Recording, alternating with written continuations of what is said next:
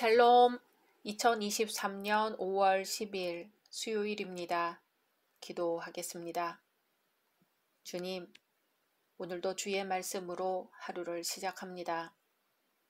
사랑하는 주님, 오늘은 하늘을 바라보게 하소서.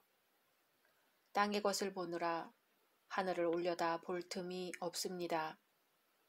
주님, 오늘은 땅이 아니라 하늘을 바라보게 하소서. 우리를 지으시고 천지를 지으신 하나님의 도움이 하늘에서 오는 것을 바라보게 하소서. 예수님의 이름으로 기도드립니다. 아멘. 오늘의 말씀은 열왕기하 10장입니다.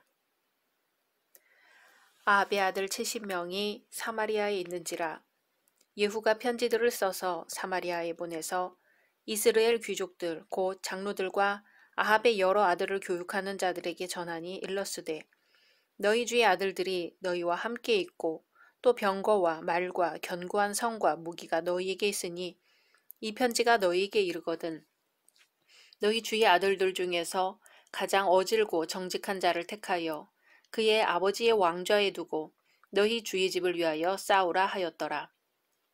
그들이 심히 두려워하여 이르되 두 왕이 그를 당하지 못하였거든 우리가 어찌 당하리요 하고 그 왕궁을 책임지는 자와 그 성읍을 책임지는 자와 장로들과 왕자를 교육하는 자들이 예후에게 말을 전하여 이르되 우리는 당신의 종이라 당신이 말하는 모든 것을 우리가 행하고 어떤 사람이든지 왕으로 세우지 아니하리니 당신이 보기에 좋은 대로 행하라 한지라.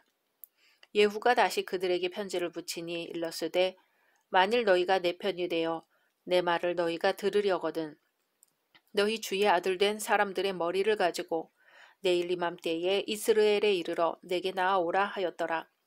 왕자 70명이 그 성읍의 귀족들 곧 그들을 양육하는 자들과 함께 있는 중에 편지가 그들에게 이르매 그들이 왕자 70명을 붙잡아 죽이고 그들의 머리를 광주리에 담아 이스라엘 예후에게로 보내니라.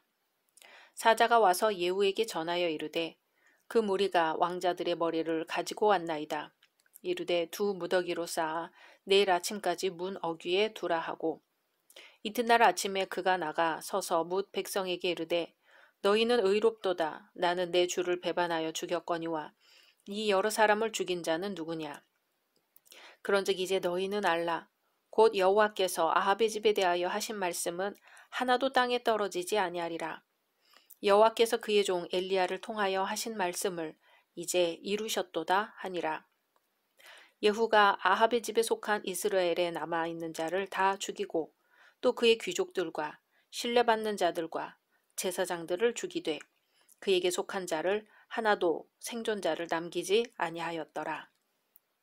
예후가 일어나서 사마리아로 가더니 도중에 목자가 양털 깎는 집에 이르러 예후가 유다의 왕 아하시아의 형제들을 만나 묻되 너희는 누구냐 하니 대답하되 우리는 아하시아의 형제라. 이제 왕자들과 태후의 아들들에게 문안하러 내려가노라 하는지라. 이르되 사로잡으라 하매 곧 사로잡아 목자가 양털 깎는 집 웅덩이 곁에서 죽이니 42명이 하나도 남지 아니하였더라. 예후가 거기에서 떠나가다가 자기를 맞이하러 오는 레갑의 아들 여호나답을 만난지라. 그의 안부를 묻고 그에게 이르되 내 마음이 내 마음을 향하여 진실함과 같이 내 마음도 진실하냐 하니 여호나답이 대답하되 그러하니이다. 이르되 그러면 나와 손을 잡자. 손을 잡으니 예후가 끌어 병거에 올리며 이르되 나와 함께 가서 여호와를 위한 나의 열심을 보라 하고 이에 자기 병거에 태우고 사마리아에 이르러 거기에 남아있는 바 아합에게 속한 자들을 죽여 진멸하였으니 여호와께서 엘리야에게 이르신 말씀과 같이 되었더라. 예후가 뭇 백성을 모으고 그들에게 이르되 아합은 바알을 조금 섬겼으나 예후는 많이 섬기리라. 그러므로 내가 이제 큰 제사를 바알에게 드리고자 하노니 바알의 모든 선지자와 모든 섬기는 자와 모든 제사장들을 한 사람도 빠뜨리지 말고 불러 내게로 나오게 하라. 모든 오지 아니하는 자는 살려두지 아니하리라 하니 이는 예후가 바알 섬기는 자를 멸하려 하여 계책을 씀이라. 예후가 바알을 위하는 대회를 거룩히 열라 하매 드디어 공포되었더라. 예후가 온 이스라엘의 사람을 두루 보냈더니 바알을 섬기는 모든 사람이 하나도 빠진 자가 없이 다 이르렀고 무리가 바알의 신당에 들어가매 바알의 신당 이쪽부터 저쪽까지 가득하였더라. 예후가 예복 맡은 자에게 이르되 예복을 내다가 바알을 섬기는 모든 자에게 주라 하매 그들에게로 예복을 가져온지라. 예후가 레갑의 아들 여호나답과 더불어 바알의 신당에 들어가서 바알을 섬기는 자들에게 이르되 너희는 살펴보아 바알을 섬기는 자들만 여기 있게 하고 여호와의 종은 하나도 여기 너희 중에 있지 못하게 하라 하고 무리가 번제와 다른 제사를 드리려고 들어간 때에 예후가 80명을 밖에 두며 이르되 내가 너희 손에 넘겨주는 사람을 한 사람이라도 도망하게 하는 자는 자기의 생명으로 그 사람의 생명을 대신하리라 하니라. 번제 드리기를 다하매 예후가 호위병과 지휘관들에게 이르되 들어가서 한 사람도 나가지 못하게 하고 죽이라 하매 호위병과 지휘관들이 칼로 그들을 죽여 밖에 던지고 바알의 신당 있는 성으로 가서 바알의 신당에서 목상들을 가져다가 불사르고 바알의 목상을 헐며 바알의 신당을 헐어서 변소를 만들었더니 오늘까지 이르니라. 예후가 이와 같이 이스라엘 중에서 바알을 멸하였으나 이스라엘에게 범죄하게 한 느밧의 아들 여로보암의 죄, 곧 베델과 단에 있는 금송아지를 섬기는 죄에서는 떠나지 아니하였더라.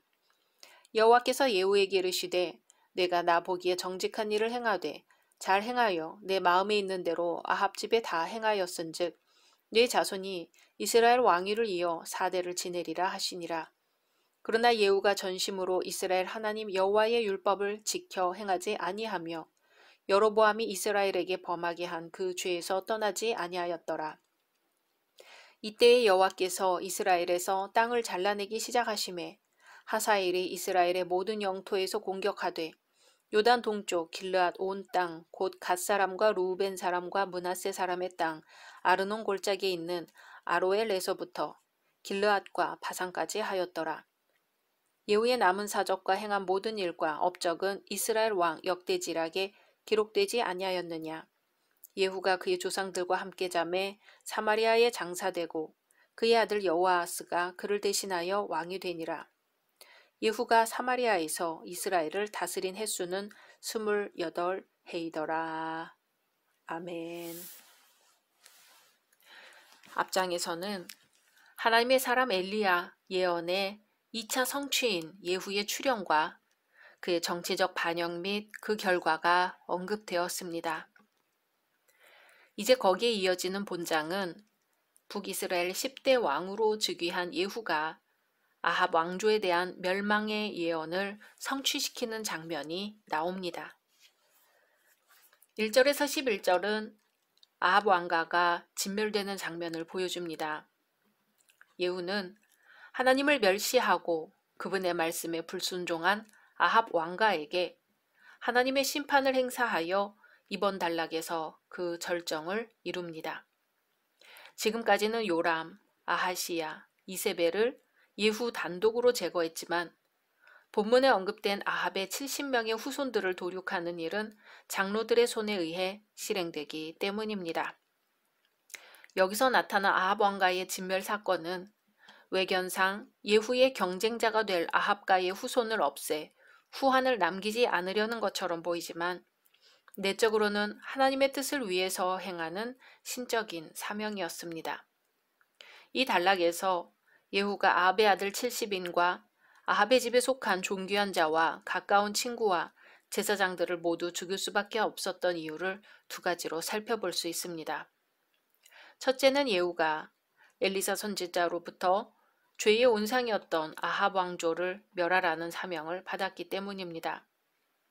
예후 자신도 이러한 행위가 하나님 앞에서 정당함을 백성들에게 공표함으로써 백성들의 인정을 구했습니다. 둘째는 첫 번째보다도 부수적인 것으로 새 왕조의 건립을 위하여 구 왕조의 잔재를 깨끗이 청산하는 것이 불가피했기 때문입니다.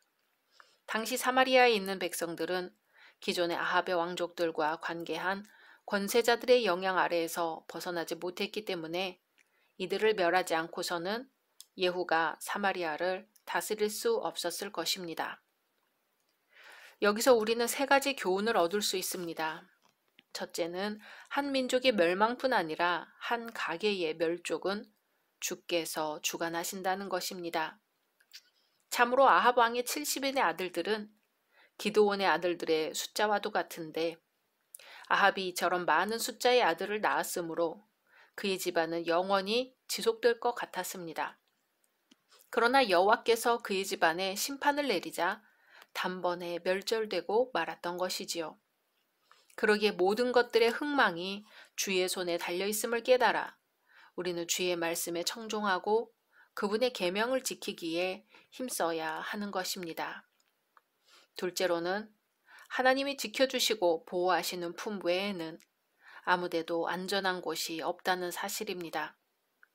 아합의 아들들은 당시 아람과의 전쟁에서 승리를 쟁취한 강하고 튼튼한 도성 사마리아 성에 있었기 때문에 예후의 반란에도 안전하리라고 생각했습니다.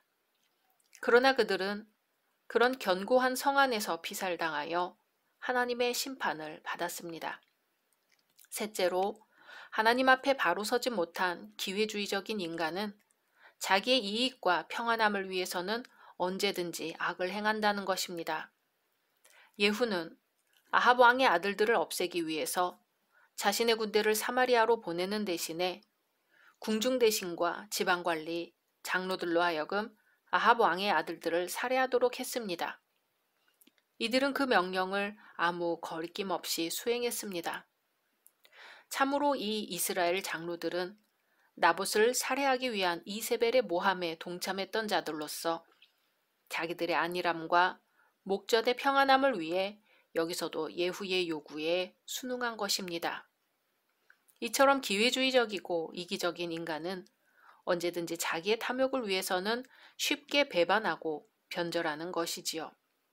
그러기에 우리 모두는 흔들리지 않기 위해 오직 예수 그리스도의 말씀과 하나님의 나라만을 위해서 충성해야 합니다. 12절에서 17절은 여호와에 대한 예후의 열심을 보여주는 단락으로 앞에 정치적 숙청과 뒤에 종교적 숙청의 교량 역할을 하는 부분입니다. 예후는 사마리아로 내려가다 아하시아의 형제들을 만나 그들 모두를 죽입니다.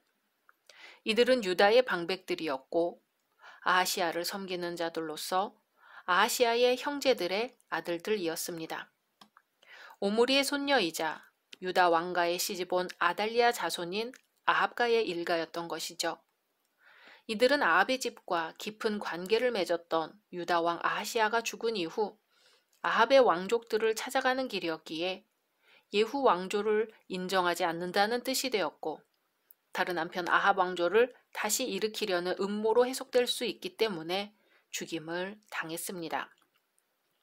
예후는 이제 독실한 여호나답에게서 자신이 얼마나 여호와에 대해 열심인지 인정받기를 원했습니다. 여호와께 대한 신앙이 견실한 레갑 족속과의 교류를 통해 종교개혁을 하려는 계획이 있었기 때문입니다.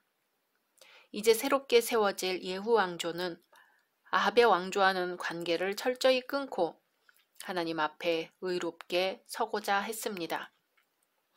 18절에서 29절은 예후의 종교개혁을 보여줍니다. 북이스라엘 역사상 여호람의 개혁을 제외하고는 유일하게 시행된 종교개혁 장면입니다. 바알을 섬기는 모든 제사장들을 한자리에 모이게 해놓고는 그들을 죽였습니다. 바알 신당의 목상들을 가져다 불사르고 바알의 신당을 헐어버렸습니다. 그러나 여로보암의 죄, 곧 베델과 단에 있는 금송아지를 섬기는 죄에서는 떠나지 않았습니다. 예후의 종교개혁은 바알을 제거하는 데만 국한된 부분적 개혁으로 하나님이 진정으로 원하던 종교개혁의 심층부에는 도달하지 못한 미흡한 것이었습니다. 그래서 예후 또한 우상 숭배로 인한 하나님의 심판적 예언을 선고받게 되었습니다. 예후는 정치적인 이유로 금송아지를 숭배하는 죄를 청산하지 못했습니다. 이러한 우상 숭배는 계속해서 이스라엘을 죄의 길로 인도하는 주역이 됩니다. 솔로몬 왕도 처음에는 하나님에 대하여 열심이었으나 시간이 지남에 따라 하나님께 대한 순수한 열정이 사라지면서 우상 숭배에 빠져버렸습니다. 그러므로 성도들은 악한 길로 빠지지 않기 위해서는 하나님의 은혜를 체험한 후 그것을 계속해서 성장시켜 나가야만 한다는 것과 개혁은 한순간에 끝내는 것이 아니라 지속적으로 완전히 수행되어야 함을 기억해야 할 것입니다. 왜냐하면 예후와 같이 부분적으로만 고치고 정치적 혹은 다른 이유로 인해 완전히 개혁하지 못할 때 불완전했던 부분으로 인해 다시 죄악의 길로 빠지기 때문입니다. 30절에서 36절은 예후가 북이스라엘 왕으로 등극한 후 그의 28년의 치세에 대해 총괄 평가를 하는 부분으로 예후의 선행에 대한 복과 악행에 대한 징벌을 보여줍니다. 이 본문은 하나님께서 성도들의 선행에 대해서는 잊지 않고 복을 주시지만 악한 행위를 하는 자들에게는 하나님의 심판이 도적같이 임하게 된다는 사실을 깨우쳐 줍니다. 참으로 예후 왕가는 4명의 왕인 오므리, 아합, 아하시아, 요람 등으로 약 45년간 통치한 아합 왕가보다도 훨씬 더 긴 약 120년간의 통치 기간을 보내므로 북이스라엘 창건 이래 가장 오랫동안 왕조를 유지하는 왕가가 되는 복을 받습니다. 그러나 동시에 아람 왕 하사엘의 침략으로 이스라엘이 찢겨지는 징벌도 받았습니다. 우리는 전통이라는 이름으로 또 정치적 목적이라는 이유로 우리 안에 베델과 단의 금송아지가 없는지 살펴봐야겠습니다. 종교개혁을 하던 왕들이 이 정도는 전통이니, 이 정도는 정치적으로 필요하니 남겨두었던 것들입니다. 하지만 결국 그것이 훗날 걸림돌이 되어 다시금 악으로 빠져들게 했던 것들입니다. 예수께서는 사람의 전통으로 어찌하여 하나님의 계명을 범하느냐고 책망하십니다. 오늘 우리는 우리 안에 숨겨두고 있는 베델과 단의 금송아지를 찾아 남김없이 불살라야 할 것입니다. 입술로는 하나님을 공경하되 마음은 하나님으로부터 멀다는 주님의 말씀이 오늘 우리 앞에 있습니다. 각자 말씀 묵상하신 후 주기도문으로 마치겠습니다.